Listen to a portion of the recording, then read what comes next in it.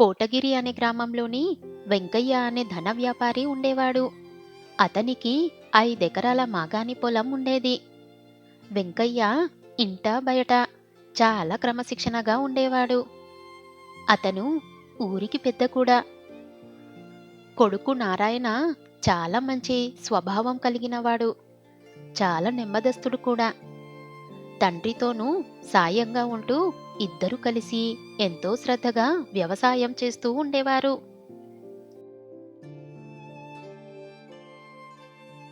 ఒరే నారాయణ, ఈ సంవత్సరం మినుముల పంట విపరీతంగా పండిందిరా. ఆ బస్తాలు మొత్తం మన గూడెంలో తరలించు. అలాగే నాన్నగారు, రేపు తరలిద్దాం. మ్మ్, నాన్నగారు, మిమ్మల్ని ఒకటి అడగాలి. ఏంట్రా అది? అడగరా. అది నాన్నగారు, పిల్లల్ని బడికి తీసుకెళ్ళడానికి నాకు చాలా కష్టంగా ఉంది. ఆ పాత సైకిల్ మీద ఇద్దరి పిల్లల్ని తీసుకెళ్ళాలి అంటే చాలా ఇబ్బందిగా ఉంది. మోటార్ బైక్ కొనుక్కుందాం అనుకున్నాను నాన్నగారు. ఇప్పుడు ఈ అనవసరం ఖర్చులు ఎందుకు చెప్పు? పక్కనే కదా బడి. పిల్లని బడికి నడిచి వెళ్ళమని చెప్పు. ఇప్పటి నుంచి కాయా కష్టం నేర్పాలి. నీకు నేను నేర్పించలేదు? సరే నాన్నగారు, మీ ఇష్టం. అదేంట్రా నారాయణ, ఒక బండి కొనుక్కోవాలి అంటే మీ నాన్నగారిని అడగాలేంట్రా? అంతే కదమ్మా, నాన్నగారికి చెప్పకుండా చీపురు పుల్ల కూడా కొనం కదా మనం. డబ్బు లావాదేవీలు నాన్నగారే చూసుకుంటున్నారు కదా. అలాంటప్పుడు నేను ఎలా నిర్ణయం తీసుకుంటానమ్మా? ఏంటో, అయినా నీకు చిన్నప్పటి నుంచి కన్న తల్లిదండ్రుల దగ్గర కూడా ఆ విధవ మొహమాటం ఎందుకురా? మరీ ఇంత మెతగ్గా ఉంటే చాలా కష్టంరా నారాయణ. సరే అమ్మా, నేను పక్క ఊర్లో దుకాణం దాకా వెళ్ళొస్తాను. ఇప్పుడు ఎందుకురా? అదే అమ్మా, మన మినుముల అమ్ముకోకం కోసం మంచి ధర ఎక్కడ దొరుకుతుందో చూసొద్దామని. అలాగే అలాగే గాని పని అయ్యాక త్వరగా ఇంటికి చేరుకో. ఎప్పుడు పనే కాదురా, కొంచెం ఇంటి పట్టున కూడా ఉండు. అలాగే అమ్మా, నా కోసం ఎదురు చూడకండి. మీరు తినేసి పడుకోండమ్మా. అలాగే గంగకి కూడా చెప్పు అమ్మా. నారాయణ పనులు ముగించుకొని అర్ధరాత్రి ఇంటికి చేరుకుంటాడు. ఏంటండి, ఈ రోజు కూడా ఇంత ఆలస్యం? పిల్లలు మీకోసం ఎదురు చూసి చూసి పడుకున్నారు. పైగా ఈ రోజు మన చిన్నోడు పుట్టినరోజు కూడాను. అవును కదా, అదే పక్క ఊరికి రాత్రి పని మీద వెళ్ళాను కదా. అక్కడ చాలా ఆలస్యమైంది పద్మ. ఎందుకండి, ఇంటి నిండా పనులు ఉండగా మీరు కూలోళ్ళ కష్టపడటం ఏంటి? మీ పరిస్థితిని చూసి చాలా బాధేస్తుంది. మన పని మనం చేసుకోవడంలో తప్పు ఏముంది పద్మ? ఎంతమంది పనులు ఉన్నా మన పని మనమే సక్రమంగా చక్కబెట్టుకొని రావాలి కదా. అన్ని పనులు మీరు ఒక్కడే ఎలా చూసుకుంటున్నారండి? నేను చూసుకోకపోతే నాన్నగారికి కష్టం అవుతుంది కదా. ఆయన ఇవన్నీ చూసుకోలేరు కదే. ఏంటో ఈయన తీరు. సొంత పొలంలో, సొంత ఇంట్లో కూడా కూలివాడి కన్నా దారుణంగా కష్టపడుతున్నారు. పండిన పంటకి కాపలాగా మనిషిని పెట్టి తగిన ధర కోసం వెంకయ్య ఎదురు చూస్తూ ఉంటారు. ఒరే శంకరం, ఊర్లో దొంగల బడిది ఎక్కువ అయిపోయింది. ధాన్యం జాగ్రత్త. ఊరికే నిద్రమత్తులో ఉండక కాస్త ఎమరపాటుగా ఉండరా. అలాగే అయ్యగారు, నేను ఈడే ఉంటాను గాని మీరు వెళ్ళండి. వారం తర్వాత లెక్క చూస్తే 2 మినుముల బస్తాలు తక్కువగా ఉంటాయి. ఏరా శంకరం, 4 బస్తాలు తక్కువ ఉన్నాయి. నువ్వు రాత్రంతా ఇక్కడే ఉన్నావు కదా. అయ్యా, నేను రాత్రంతా కళ్ళు మూయకుండా కాపలా కాస్తూనే ఉన్నానయ్యా. వీడు రాత్రంతా ఇక్కడే ఉన్నా 4 బస్తాలు మాయమైపోయాయి. వీడే ఏదో చేస్తున్నాడు. వెంకయ్య శంకరం మాట నమ్మక, ఒరే నారాయణ, ఈ రోజు మన గూడెం దగ్గర నువ్వే పడుకో. అలాగే నాన్నగారు. పద్మ, ఈ రోజు మన గూడెంకి కాపలాగా నన్ను వెళ్ళమన్నారు నాన్నగారు. నువ్వు పిల్లలు తలుపులు వేసుకొని జాగ్రత్తగా పడుకోండే. మీ నాన్నగారు ఏమనుకుంటున్నారండి మీ గురించి? మీరు ఏమైనా కూలివాడా లేదా కొడుకా? కాపలకు కూడా మీరే వెళ్ళాల్సి వస్తుంది. ఇంకెవరూ లేరా? కొడుకంటూ సంసారం పిల్లలు ఉన్నారని జ్ఞాపకం లేదా ఆయనకి? ఏంటి పద్మ మాటలు? మనది ఉమ్మడి కుటుంబం. ఇలాంటివన్నీ వస్తూ ఉంటాయి, సర్దుకుపోవాలి కదా.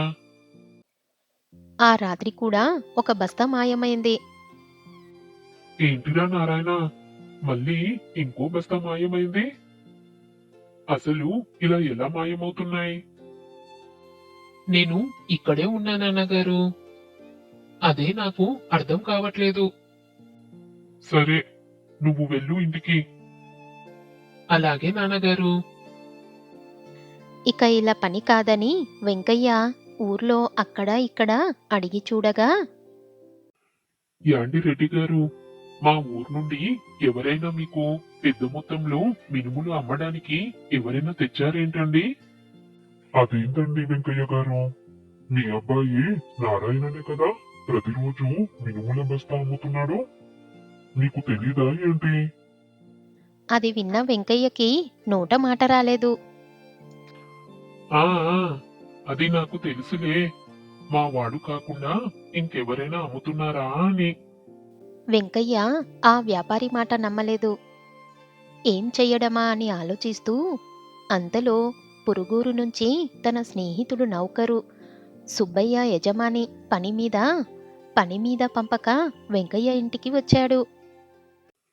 నువ్వు చాలా తెలివైనోడు అని, నమ్మకస్తుడని మా సుబ్బయ్య ఎప్పుడూ అంటూ ఉంటాడు. ఆ ఏదో మా అయ్యగారి అభిమానమండి. సరేనయ్యా, నేను వచ్చిన పని అయిపోయింది. నేను ఇక వెళ్ళొస్తానయ్యా. సెలవు ఇప్పించండి. ఒరేయ్, మీ యజమాని పనికి అంత తొందర లేదు గాని వాడితో నేను చెప్తాను. ఒక 4 రోజులు ఇక్కడే ఉండు నువ్వు. మన గూడెంలో మినమ బస్తాలు మాయమవుతున్నాయి. ఆ దొంగని పట్టుకోవాలి మనం. ఆ రాత్రికి వెంకయ్య స్నేహితుడి పనివాడిని కాపలాగా పడుకోమన్నాడు. అదేంటిరా విచిత్రంగా ఉంది, ఈ రోజు కూడా ఒక బస్తా మాయమైంది. అప్పుడే నిద్రలేచిన పనివాడితో, నువ్వేం పనోడురా, నువ్వు తెలివైనోడు అనుకున్నా నేను. నువ్వు ఉన్నా కూడా బస్తా మాయమైంది కదా. అవును, ఈ బస్తాల దగ్గర కాలు గుర్తులు చూస్తూ ఉంటే దొంగ ఒక్కడే అనిపిస్తుంది. ఆ అవునండి అయ్యగారు, నేను చూడలేదు, ఇప్పుడే చూశాను. ఒక్కడు అంత బరువైన మినుముల బస్తా ఎత్తుకోగలనంటావా? ఎత్తుకోలేడు. నువ్వే బస్తా ఎత్తి సాయపడి ఉండాలి. అయ్యా, నాకేం తెలీదయ్యా. పైలాస్ చేసి చేసి అలసిపోయి పడుకొని ఇదిగో ఇప్పుడే లేచామయ్యా. ఉరిమి ఉరిమి మంగళ మీద పడ్డట్టు మీరు నా మీద పడుతున్నారేంటయ్యా? రాత్రి ఇక్కడికి ఒకే ఒక్కడు వచ్చినట్టు ఇక్కడ కాలు గుర్తులు కనబడుతున్నాయి. ఎవరో ఒకరు సాయం చేస్తే తప్ప అంత బరువైన బస్తా ఒంటరిగా ఎత్తుకుపోలేడు. నిజం చెప్పు. అంటూ వెంకయ్య పనివాడిని నిలదీశాడు. అయ్యా, నాకేం తెలీదండి, నా మాట నమ్మండి. దొంగను పట్టుకోవడానికి సాయం చేయమని అడిగితే ఉన్నాం తప్ప నన్నే దొంగని చేస్తారని అనుకోలేదయ్యా. అంటూ వెంకయ్య కొంచెం దూరంలో ఉన్న నారాయణ కేసి చూస్తూ, ఆ బస్తా ఎవరు ఎత్తారో మీ కొడుకునే అడగండి. ఆయన కోపంగా నారాయణని పిలిచి, ఎరా నారాయణ, రాత్రి ఆ మినుముల బస్తా ఎవరు ఎత్తారు? నిజం చెప్పు. అని అడిగాడు. నారాయణ తండ్రికి దొరికిపోయానని సిగ్గుపడుతూ, ఎవ్వరూ ఎత్తలేదు, నేనే ఎత్తుకున్నాను. ఆ జవాబుకు వెంకయ్య ఆశ్చర్యపోయాడు. ఎందుకంటే మినుముల బస్తా బరువుగా ఉండి ఇద్దరు బలమైన మనుషులు శ్రమపడి ఎత్తుతే తప్ప దాన్ని కింద నుంచి లేపడం సాధ్యం పడదు. అలాంటిది తన కొడుకొక్కడే అంత బరువు మోసుకొని పక్క ఊరికెళ్ళి అమ్ముకోవడం అతనికి బాధగా అనిపించింది. నన్ను క్షమించండి నాన్నగారు. అది నేను కావాలని చెయ్యలేదు.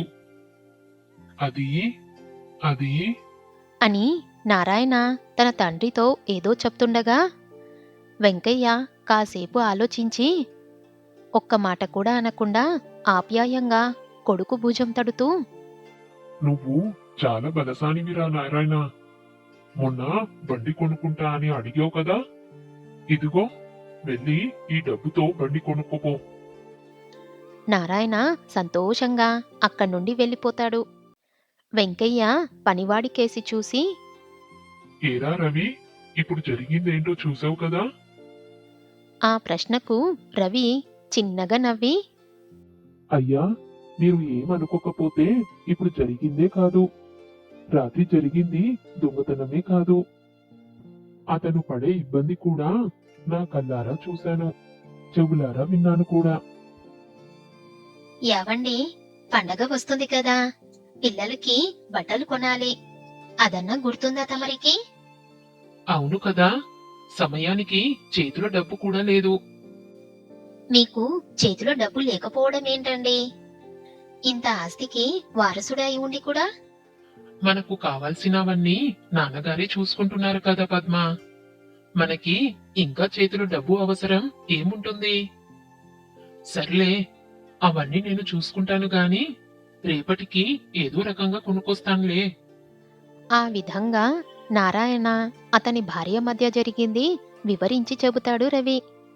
అలాగా, మరి జరిగిన దొంగతనం చూసి కూడా ఏం తెలీదని అబద్ధం ఆడవు ఎందుకు? ఏంటి, మీ కొడుకు చేసిన పని నా దృష్టిలో దొంగతనంలా అనిపించలేదండి. నేను విన్న దాంట్లో మీ కొడుకు ఒళ్ళు దాచుకోకుండా కష్టపడి పని చేసే మనిషి అండి, కాదంటారా? వాడు కష్టపడి పని చేసేవాడు కాదని ఎవరన్నారా? తెల్లవారే లేచి ఆ పశువుల పెంట ఊడ్చి పాలు పితికి ఎడ్లకు పచ్చిగడ్డి కోసి వెయ్యడమే కాక 4 మెతుకులు తిని పొలం వెళ్తాడు. అక్కడ పనులన్నీ చీకటి పడే వరకు చేసి ఇంటికి తిరిగి వస్తాడు. ఇలా నటి విరిగేలా పని చేస్తాడురా వాడు. అలాంటి వాడు వాడి సొంత గూడెంలోనే దొంగతనం చేశాడంటే నన్ను ఎలా నమ్మమంటావు? అదే మరి, ఇందులో మీరు బాధపడవలసింది ఏముంది?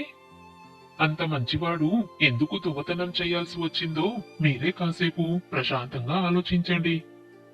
పిల్లలు ఒక వయసుకు ఎదిగి వచ్చాక సొంత ఖర్చులకు ఎంతో కొంత డబ్బు అవసరం వస్తుంది కదండి. అది మీరే గ్రహించుకోవాలి. మీరు అది గ్రహించలేదనుకోండి, ఇదిగో వాళ్ళలా దొంగతనం చేయాల్సి వస్తుంది. ఇది కొంతలో కొంత నయమేనండి. అలా కాకుండా పరాయుల సొత్తు దొంగలిస్తే ఆ నలుగురిలో మన పరువు ఏమైపోతుందండి? దానితో వెంకయ్య తన పొరపాటేంటో తెలిసొచ్చింది. ఆ తర్వాత నారాయణకు దొంగతనం చెయ్యాల్సిన అవసరం కలగలేదు.